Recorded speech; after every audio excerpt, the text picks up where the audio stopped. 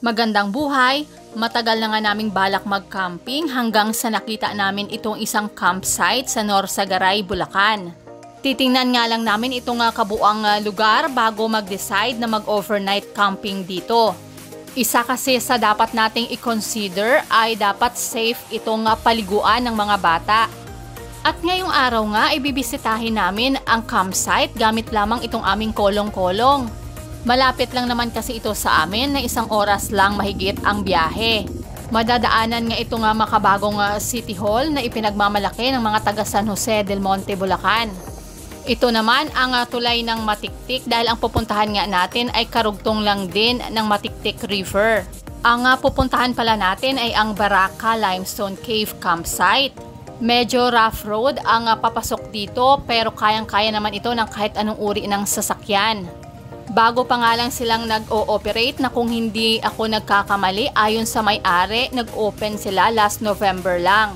Ito pala ay located sa Sitio Kapatagan, Barangay Baraka, Norsagaray, Bulacan.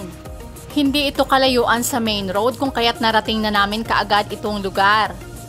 Mafe-feel mo talaga ang sarap ng simoy ng hangin dito.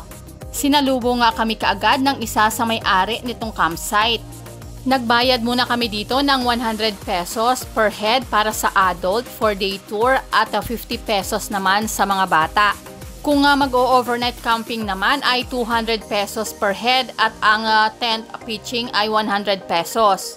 Napakalawak nga nitong lugar na ayon sa may-ari, ito ay may sukat na 62 hectares. Medyo may kalayuan pa ang ilog mula dito pero kayang-kaya naman daw itong marating ng kolong-kolong. Pagdating nga namin dito sa baba ay masasabi kong ang ganda ng lugar. Patuloy pa nga itong dinedevelop sa ngayon. Masasabi ko ding safe ito dahil kasama na nga sa binayaran na 100 pesos itong life vest.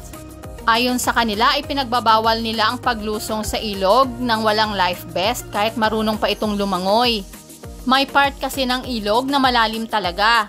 At ang kagandahan naman ay meron ding mababaw na safe sa mga bata. Napakalinaw nga din at ang lamig ng tubig. Sa kabila naman itong bato ay medyo may kalaliman ang tubig dito kung kaya't kailangan din talaga ang life vest. Kayang-kaya nga rin palang tumawid doon sa kabila dahil mababaw lang talaga dito sa part na ito. Sa kabuuan ay pasado sa akin ang mag-overnight camping dito. Isa pa pala ay hindi pa nga ito overcrowded dahil hindi pa siguro na-discover ng karamihan ito. Isa lang pala sa maia-advise ko na kung maaari ay wag na tayo magsama ng mga may edad na dahil medyo matarik nga itong kanilang hagdan. Bukod doon ay sigurado nga babalik kami dito kung kaya't abangan nyo ang aking susunod na video sa aming pag-overnight camping.